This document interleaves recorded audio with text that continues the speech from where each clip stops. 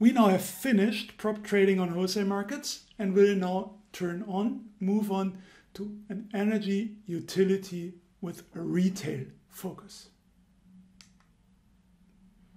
So we sell electricity to retail customers. This is the associated picture here. We assume portfolio management buys energy on the wholesale market and sells the energy on the retail market to the right. We start by analyzing the retail market itself. What's typical for a retail market? We start with the customer types on retail markets. Retail customers are mostly end users of energy. They typically are final consumers. So they don't buy, resell, rebuy. Typically, an end user on the retail market is the person, the entity, the company that physically consumes the energy. They comprise of, for example, household customers. I was just wondering whether I can say they physically consume the energy, because we are aware of, at least the engineers are aware, you cannot consume energy, but economically speaking you can, of course. Let's stick to that for the moment, just to get this straight. They comprise household customers, typically described by low energy volumes, of course, maybe 3,000 kilowatt hours per year, low absolute revenue per customer,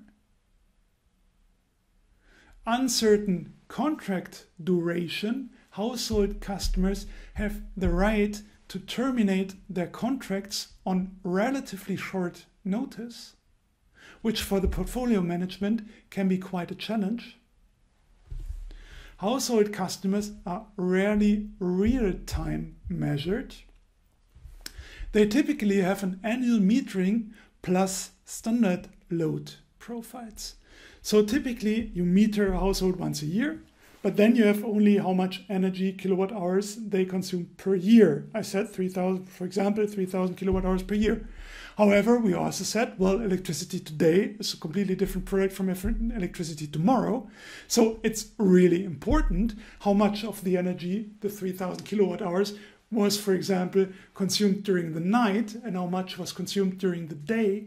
But most often we don't know, with the exception of households that have real-time meters in place. And that's still not the majority, which is even understating it. In Germany, there are hardly any smart meters, unfortunately, but data protection, not possible. Okay, so we don't have any smart meters. So what we do instead to get the profiles right, we use standard load profiles. So we just say, look, a typical household on average has a profile which of course has much less consumption during the night and then more during the day, and then it goes down in the evening again. And so we just take an artificial average structure which we use to scale or to convert or to distribute the 3,000 kilowatt hours per year, assume it's 3,000 hours per year, kilowatt hours per year, on an hourly profile. And last but not least, for household customers, we typically have flat price profiles. So the household customer always pays the same amount for each kilowatt hour consumed. It's a consequence of not having real-time metering. Then how are we supposed to differentiate when it's consumed? So this flat price then does, for example, not set an incentive for the household to save energy when it's truly expensive. Because the household says, I don't care, I always pay 30 cents per kilowatt hour. And if the price is 3,000 euros per megawatt hour, which would of course be a tremendous amount per kilowatt hour, the household still does not react because price is flat. Okay, so this is what specifies a household as a retail customer. And there's lots of implications out of this we will come back to later. For example, if you want to earn money with delivering electricity to households, given that they have low energy volumes, low absolute revenue per customer, you have to have very advanced processes, automated processes in place, because you cannot negotiate 3 hours with a household customer. Waste of money. Then the profit for the whole year is gone. So essentially, what you want nowadays is you want to find the household customer on the internet, where you have one website where the household ideally logs in or finds you, gives his information, her information, and then maybe even agrees on the contract on the internet. That household ideally does not even see one of your client representatives in person, just to keep costs down and costs low. And for me as a customer, it's not really important to have a person sitting there. I want the best rate. I don't want to discuss with the person delivering my household electricity. That's one thing. The uncertain contract duration, just to briefly touch upon that already, is an implicit risk for portfolio management. Because if we come back to the open position, which here will later be defined as the difference between what we bought and what we expect to deliver to our retail customers, how much do we buy now? What do we expect to deliver to a household customer who can next year be here or not? Typically, households are, or electricity amounts for households are bought on the wholesale market, not exclusively on the spot market, but before, because we also have to give them an offer before. We have to specify the contract price before the delivery period starts. But we don't know whether they will still consume. They may have changed their supplier and they may not be with us anymore. They may actually even die and not be with us for that reason anymore, but they may also simply have shifted and changed their supplier away from us to a competitor. It's allowed, it's encouraged to drive up competition, but for us it's a volume risk. So how much do we buy now? Do we assume this household is there? Do we assume it's not there? Do we assume it's there with a probability of 80 or 90%? If we do that, maybe a little bit better on average, but then regardless of what happens, either he, she is there or not, buying 80% is definitely in a way insufficient. It may be the right approach. An average, of course, has a certain appeal, but we certainly have to do a follow-up trade. If the household is still there and we bought 80%, we have to buy an additional 20. If that household is not with us anymore, we have to sell the 80% we bought for that household. Okay, so the uncertain contract duration is an issue. It's a risk. Right, okay, let's leave it at that for the moment. Let's move on to, on the other end of the scale, large industrial customers. These have high energy volumes, and they also have high absolute revenues per customer. So this implies there we will have a key account manager who talks to these, who goes there, negotiates contracts. They may even see individual contracts.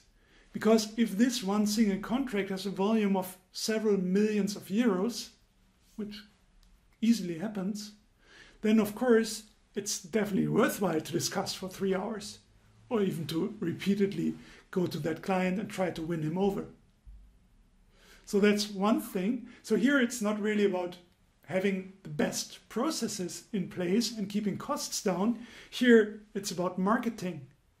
It's about your sales team getting the client on board, getting the client to sign with you. That's one thing. Another crucial difference for large customers, you have a clearly defined contract time. For example, you do negotiate now, delivery next year. You sit together and you specify how much electricity they want when next year. And these large industry customers are measured in real time. So in retrospect, you do know exactly how much electricity or gas they consumed on what hour or on what day. This is, in the portfolio management, a different approach. We will come back to it. And then there is a lot between these households on the very left end, very, very small, and the large industrial customers, an aluminium smelter or steel plant, chemical factory, something like that. In between, there is, of course, a continuum of other companies. Small, medium enterprises, which are in between.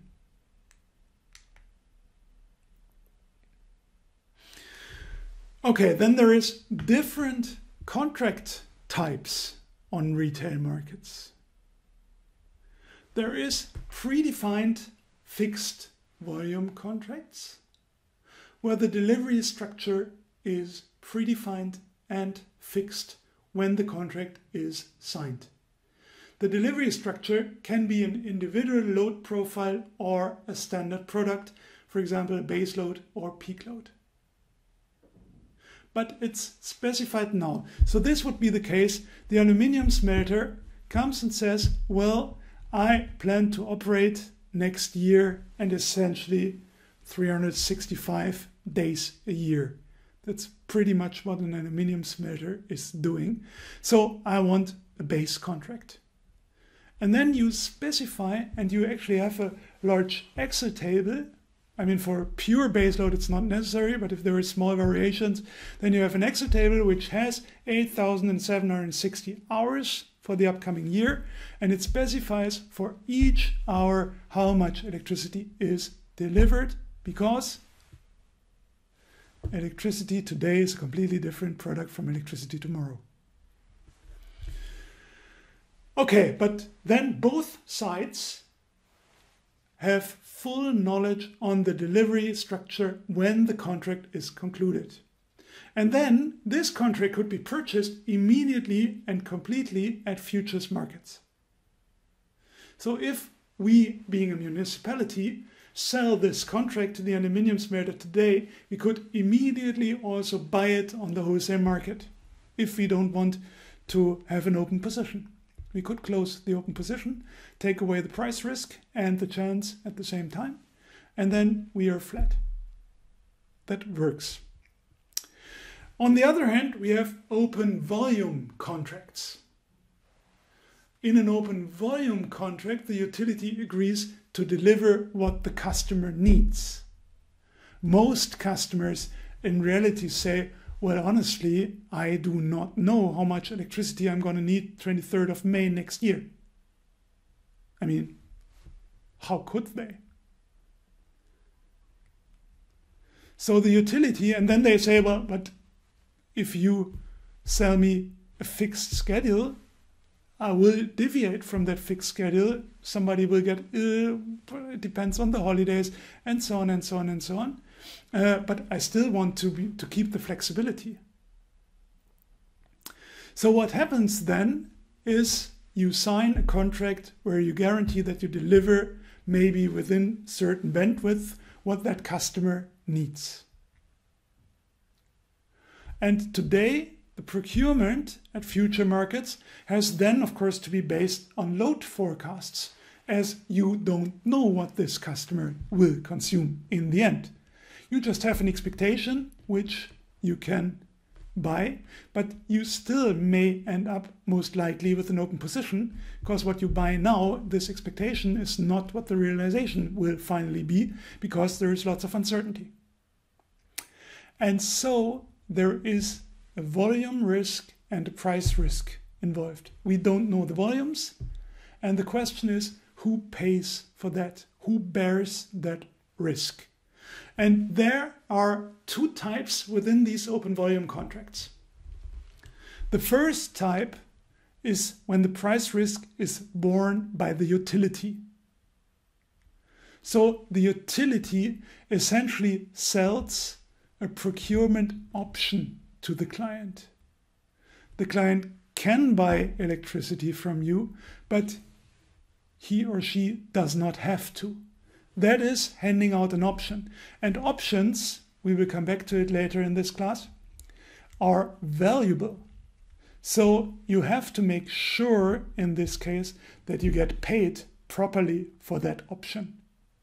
You bear risk for the client if, just to make this risk crystal clear, you sell something now, you agree to sell more or less depending on what the client needs. And all your portfolio management team can do now is buy the expected value. And now imagine they do that to minimize the risk, but what happens is the price goes up and the client needs more in the end, which is his right under the contract. You, your portfolio management team, couldn't do anything really to prevent this if it's purely random. You don't know in advance that this happens. But you will make a loss. Client wants more, you have to buy at the higher spot price. Can also go the other direction. You may be lucky on this, but it's certainly a risk. And then in the worst case, if this client is smart and the contract allows for this, the client is even gaming the contract against you. Meaning, the client observes what the market price does. He knows he has the option to buy from you, and he will only exercise that option by, for example, selling electricity somewhere else if the price is very high. You agree to deliver at a fixed forward price. Today, you agree on the price. And if the spot price is here, then some smart people at the customer say, well, the price is very high. We can buy. Our municipality has agreed to deliver more, so let's buy. And in the worst case, if your contract allows it, even resell it somewhere else. So then, that's the worst case. Then it's not even stochastic. Then it's systematic risk, which will be gamed against you. Okay, that's why most municipalities prefer the second type, where the client can vary the volume. So you, being a municipality, your salesperson says, of course, dear client, we totally understand that you cannot tell us now how much electricity you consume on the 23rd of May next year. However, please understand that we do not know either, and we cannot bear that risk. So what we offer to you is we deliver whatever you need, but you pay us the spot price for the difference. So essentially, you just act on the wholesale market, on the spot market, on behalf of the client. So the difference is indexed to the spot market price. And then the utility does not have a price risk. You agree on an expected profile today, you buy that. You deliver that. And the client can use more. You as utility buy on the spot market, wholesale market more, and deliver to the client what she wants. But the client pays exactly your costs, the costs you had on the wholesale market. That's a pretty elegant solution for this. Especially if you have a very experienced, very smart, agile client whom you expect to game the contract against you otherwise. Here, the incentive is where the knowledge is. The client knows his load profile best, and then he bears the risk for that.